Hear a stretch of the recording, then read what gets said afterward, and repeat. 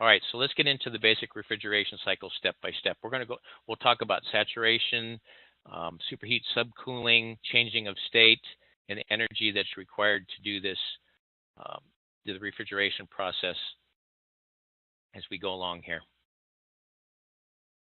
All right, so let me clarify some things here to make a little bit more sense. This signifies the wall in your home. On this side of the wall is the indoor unit. This is the blower where you change your filter. Here's our fan. Here's our cooling coil or evaporator coil right here. These are the lines that connect, the copper lines that connect the indoor unit. Now yours may be in a closet in an attic or garage crawl space, wherever it may be. This part is the indoor unit. Here are copper lines. They pass through the wall. They go out to the outdoor unit, which is the condenser. And this is what sits outside your home. Here's the condenser fan. Here's the condenser coil. Everything else has been removed from this diagram to help us get a better idea of the refrigeration cycle. Now, I know our textbook starts the refrigeration cycle at the compressor. I like to start it here at the metering device. And right at the beginning of the metering device, we're going to start. So we will start, and we'll get back to this point, and we'll end up right here. We are going to start with 100% liquid refrigerant entering the metering device. And for the sake of this webinar, we are going to just take a look, think about our metering device as a restriction in our line right here. And what it does is it will, whatever type of metering device it may be, it will reduce the pressure as the refrigerant moves through the metering device. Now, our gas laws tell us when we reduce pressure, we also reduce temperature. So at this point in the refrigeration process, after the liquid refrigerant has passed through the metering device, the refrigerant itself is 25% vapor and 75% liquid. And remember, that puts it right from liquid directly into its saturation point, because saturation is when we have both liquid and vapor present. So we now have saturated refrigerant at our indoor coil. And we have our indoor fan that is blowing 75-degree room air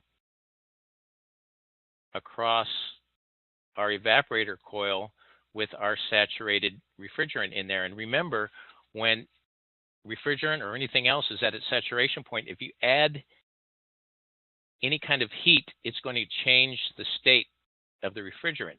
So it's going to start, it's already 75% liquid and 25% vapor, and it is going to continue to change state as it passes through the evaporator coil. And it's changing state from liquid to vapor. And remember that when we are changing state, that requires a tremendous amount of heat energy. So all of the indoor 75-degree air that's passing across this coil, the heat energy in the form of molecules in motion are being removed from the air. So as we remove the heat, we're able to now blow out 55-degree Fahrenheit room air and begin to cool the home. So we really don't cool the house. We remove the heat from the air, which makes it feel cooler. Now let's take a look at something here. So we're at 75% liquid, 25% vapor as we exit the metering device. And we are at 69 psig, which equates to 40 degrees Fahrenheit.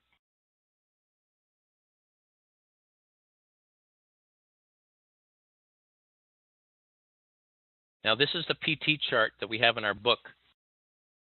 And let's just verify that. Now remember, we talked about the PT chart. This only has it only relates to our refrigerant when it's at the saturation point. So that's when we're at that saturation point right now at the coil. Now in this example, we're using R22 refrigerant, which happens to be this column right here. And if we go back,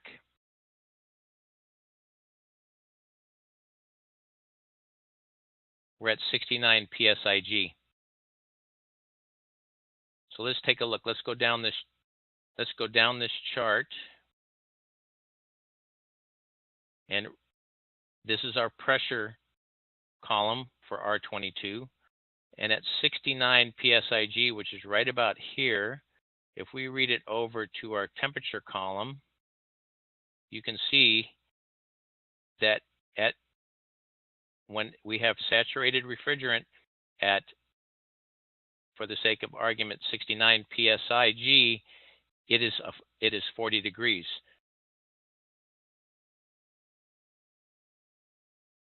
And you can see here, our gauge reads 69 psig, and we have our thermometer on. We can't really measure this in the coil, but for the sake of our class, we do. If you could measure that coil, we would read 40 degrees. And as this saturated refrigerant passes through the evaporator coil, it is starting to change state more and more and more, and we're going from changing state from liquid to vapor, picking up more heat in the form of latent heat. Again, that's changing of state. And at this point, we're at about 50-50. 50% vapor, 50% liquid, and we are still at 69 psig and still at 40 degrees Fahrenheit because we're still at that saturation point. Remember, any heat that's picked up is not measurable when we're at the saturation point. It changes the state of the refrigerant. So it's changing state from liquid to vapor as we move through the evaporator coil, and it's sucking the heat out of the indoor air. Now, at a certain point where the engineers designed this coil, we are now going to change this refrigerant is now no longer going to be at its saturation point. Although it's still at 69 psig, we are now at the 100% vapor point. And from here on, we are no longer picking up sensible heat. We're no longer picking up latent heat, we're picking up sensible heat. And if we put our thermometer on the line after we have changed the state of that refrigerant completely from liquid to vapor, we can now start to measure the sensible heat of the refrigerant. Remember, when we talked about our sensible heat, let's take a look at that in this chart here. So here's the point where the refrigerant enters the evaporator coil. It's at 75% liquid, 25% vapor. And as it travels through the evaporator coil, it's picking up all of the heat and changing state. And that's where all the heat energy is absorbed into the refrigeration system. And at this point in our evaporator coil that we just looked at, we're now at 100% vapor, and any heat that's gained is sensible heat, and that is our superheating point right here. There is really no cooling that happens with the superheat. We have superheat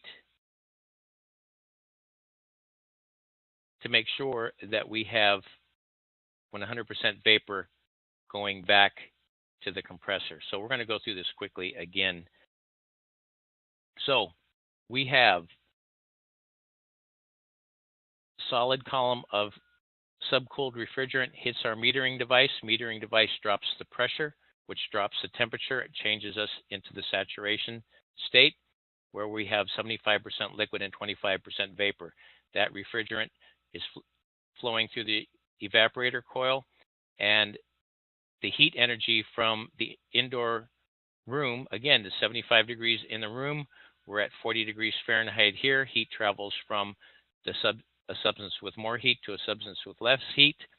And those molecules in motion and all that heat energy is used to change the state from liquid to vapor in the evaporator. At a certain point designed by the engineers, we hit 100% vapor, and any heat that's gained is in the form of sensible heat, which is our superheat, and that makes sure that we have 100% vapor going back to the outdoor unit to the compressor, because we all know you can't compress liquid. All right, so we hit the compressor with 100% vapor that has 20 degrees of superheat added to it. It's 100% vapor. Now remember our gas laws. So when this compressor compresses the refrigerant, it increases the pressure, which increases the temperature.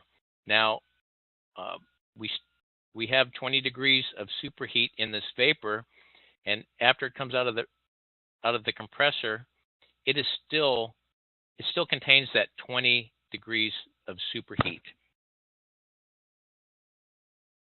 And as that refrigerant travels out of the compressor, it is beginning to cool down, and it's de-superheating, and it's just letting off the sensible heat as it enters into the condenser coil. So we're at 278 psig, and at a certain point in the condenser coil, we are going to hit the saturation point of this refrigerant. And if we take a look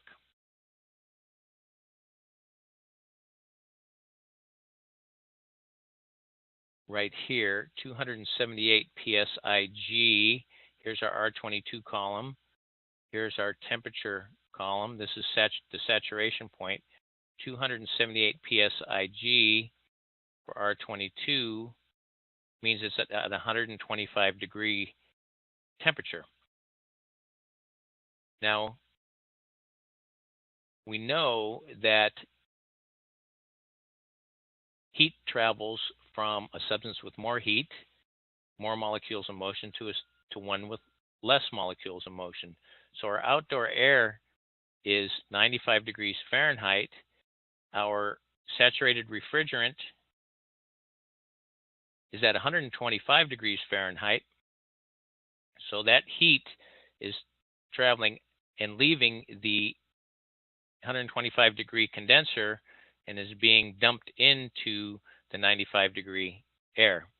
So from this point on, we are now condensing back from vapor, 100% vapor, and then we start to travel through the evaporator coil, and we are condensing back down into liquid. So all the heat that we picked up over here has been carried outside, and we're dumping it outside. Remember that all that heat energy in this evaporator coil is now being released outside. So now we're condensing back from vapor to liquid, and as it travels through the the condensing coil, all of that tremendous amount of heat energy is being released. And again, if we have a thermometer at any point in the condensing coil, as long as we're at the saturation point, it's 125 degree Fahrenheit. Now, I just saw a question pop up there. Let me take a look at that here, and I'll answer that question.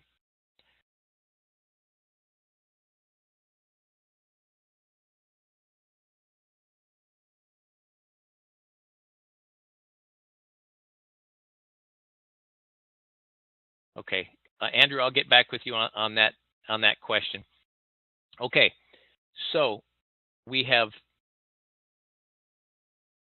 at the saturation point through the condensing coil. We're dumping the heat to the outside air, and at a certain point, we are now back to 100% liquid. Now the heat that is being released from this liquid is in the form of subcooled liquid. And let's take a look at that. Take a look at our chart here real quick. All right, so let's take a look at what we just talked about. So here's our sensible heat. Remember, this is our superheated vapor point right here. It enters the condensing coil, and we are changing from 100% vapor back down to 100% liquid. At the point where it's 100% liquid, we start to pick up sensible heat. So this is our subcooling point. So if we took our refrigeration cycle and we started right here at the, well, we're going to start right here. We'll start right here with subcooled liquid that hits our metering device. It goes immediately from subcooled liquid to its saturation point, travels through the evaporator, boils off the refrigerant, which is changing state. It takes tons of heat to do that, absorbs all that heat till it's 100% vapor, and then it goes into the superheating part where it's picking up sensible heat. At that point, it hits the compressor, it gets compressed, and the first part of the condensing coil desuperheats, removes the heat. We hit the saturation point. It comes back down as it condenses back down from the saturation point into 100% liquid, goes through the evaporator, or the condenser, excuse me, and it becomes subcooled liquid again. Then it hits the metering device, goes back through the evaporator coil, and that is our refrigeration cycle. So what we do is we take, actually in refrigeration, is we take heat from a place where it's not needed, which is your home, and we take it and release it to a place where it really doesn't matter, which is outside. And it's all done through the refrigeration process. So let's go through this one more time, then we'll have about 10 or 15 minutes for questions and to wrap this up. All right, so we're going to start. We hit our metering device with a solid column of subcooled refrigerant. The metering device immediately drops the refrigerant from subcooled into the saturation point where it's 25% vapor and 75% liquid. Travels through the evaporator coil where the indoor room air is blown across the evaporator coil, and the heat is from the indoor room air is transferred from the room air and is used to change the state of that refrigerant, and that requires tons and tons of heat energy to do that.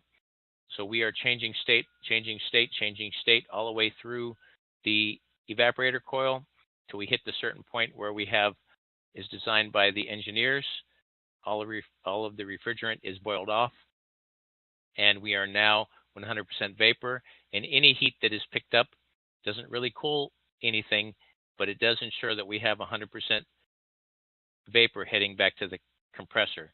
So we have superheated vapor coming back to the compressor. The compressor uses the compression cycle to increase the pressure, which in turn increases the temperature, and we have superheated vapor leaving the compressor. As it travels through the first part of the evaporator coil, it is shedding all of the superheat, that's called desuperheating, until we hit the saturation point again of the refrigerant, and we're changing state back from liquid to vapor. As it travels through the evaporator coil, all of that heat that is picked up inside the house is now released outside as it changes state. At a certain point in the condensing coil, we have now changed all of the refrigerant back into liquid, and we have subcooled liquid. We have the subcooling process, which makes sure that we have 100% liquid coming back to the evaporator coil. Now that is our refrigeration process. That's the basic refrigeration process. Now, if you're in one of my students in the HVAC class, we're going to go through this again using a TXV. We'll talk about overcharging and undercharged systems and how that affects the